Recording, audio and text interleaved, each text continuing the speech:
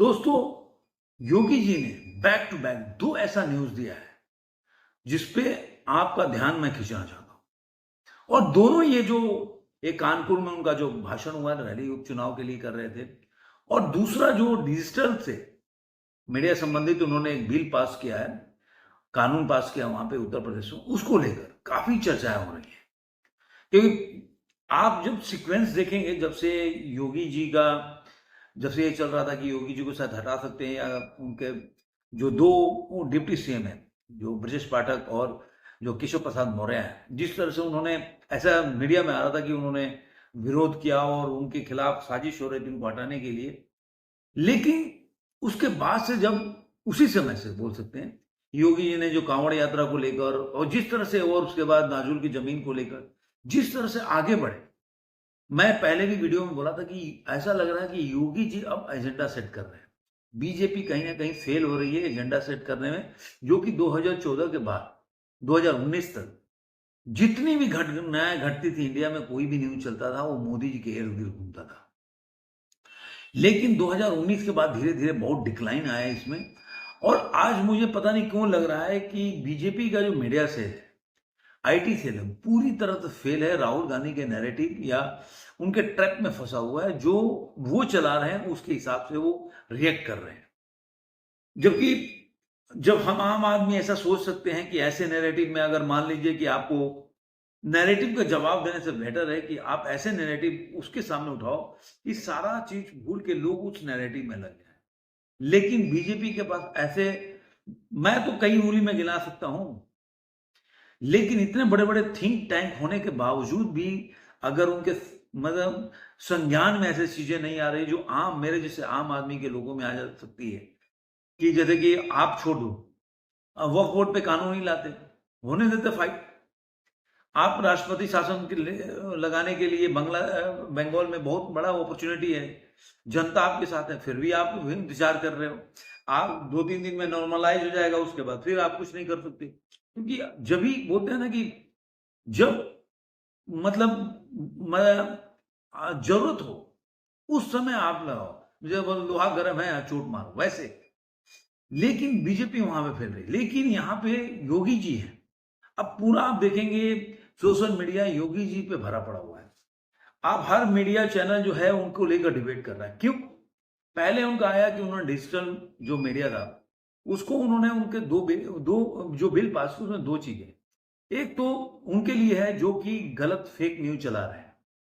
जैसे आगे देखे कि जो उनकी रागिनी नायक ने एक फेक न्यूज चलाया, फोटोग्राफ पेपर का डाला कि इंडिया जो है वो भ्रष्टाचार के मुद्दे पे कई देशों से आगे है, नंबर 1 पे आ गई है, और उसमें कुमार विश्वास।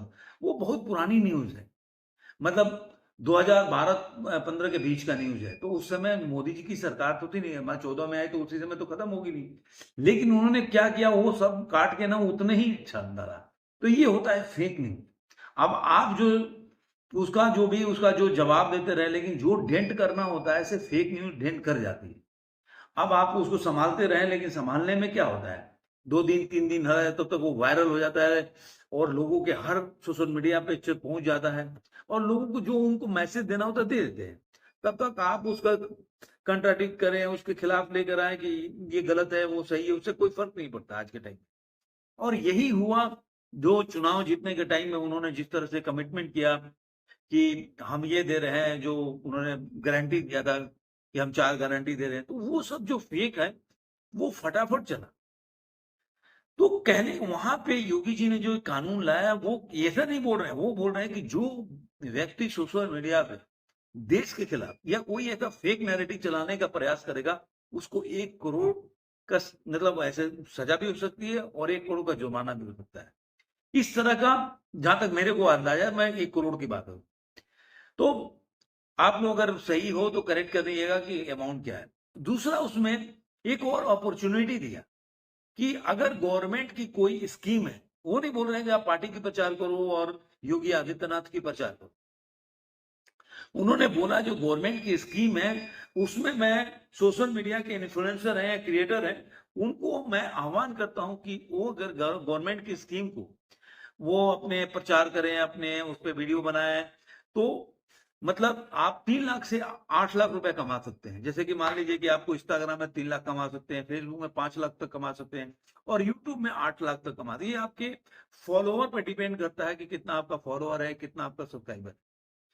तो ये एक बोल सकते हैं कि अच्छा चीज है। और ये अगर कोई बोले कि नहीं ये तो गलत है, वो तो ये नहीं बोल रहे कि हमारे गलत चीजों का भी प्रचार करो। अभी कोई भी सरकार हो, आपने देखा होगा कि कोई भी सरकार होता है अपने न्यूज़पेपर में उनका बड़े-बड़े ऐड आते हैं, कोई स्कीम होता है तो किसी भी सरकार का, चाहे स्टेट गवर्नमेंट हो, सेंट्रल गवर्नमेंट है।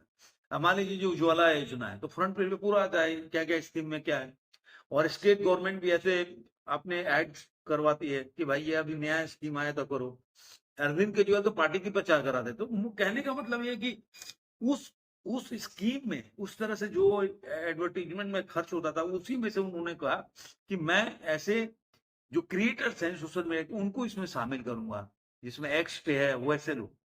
तो वो एक बहुत बड़ा अब उसमें डिबेट होने लगा कि क्या चीज है क्या नहीं है, क्या सही है क्या गलत है। बहुत लोग इसमें बोल रहे अच्छा है, कमाने की अपॉर्चुनिटी मिली, छोटे छोटे क्रिएटर भी अच्छा कमा सकते हैं, अगर आप चाहे तो मंथली 8 लाख रुपए कमा सकते हैं।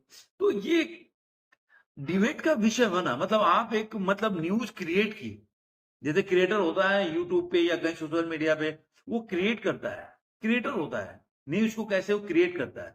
तो उन्होंने क्रिएट किया है कि एक मतलब जनता के बीच में एक मुद्दा ला के दिया सोशल मीडिया से लेकर और प्रिंट मीडिया और मीडिया में कि आप इस पे डिबेट करो। तो एक बहुत बड़ा एक मतलब चेंज हुआ। इसी तरह उन्होंने कानपुर में कल भाषण दिया, तो उन्होंने कानपुर के भाषण में क्या बोला कि भाई जो मतलब पुराने जो आपको चाहते हो कि जिस तरह से गुंडागर्दी थी अखिलेश यादव की सरकार में, फिर कानपुर में कैसे लोग जो थी, कन्नौज में कैसे कैसे घटनाएं घट रही थी, इस तरह पे उन्होंने बहुत ही एग्रेसिव होकर भाषण दिया। इसी तरह उन्होंने एक और भाषण में उन्होंने आगरा में बोला कि बटोगे तो कटोगे और एक रहोगे तो नेक रहोगे। तो उन्होंने एक नैरेटिव सेट किया कि जिस तरह से आप अगर बटोगे, आप में कोई कास्ट को लेकर या किसी तरह का लेकर आप में झगड़ा विवाद होगा, तो बाहरी लोग फायदा उठाएंगे। जो कि बांग्लादेश है वहां पे जैसे हो रहा है, जैसे कि कम्युनिटी के साथ कितना उसके साथ मारा जा रहा है, पीटा जा रहा है, उनके साथ कैसे कैसे उनके घर जलाए जा रहे हैं।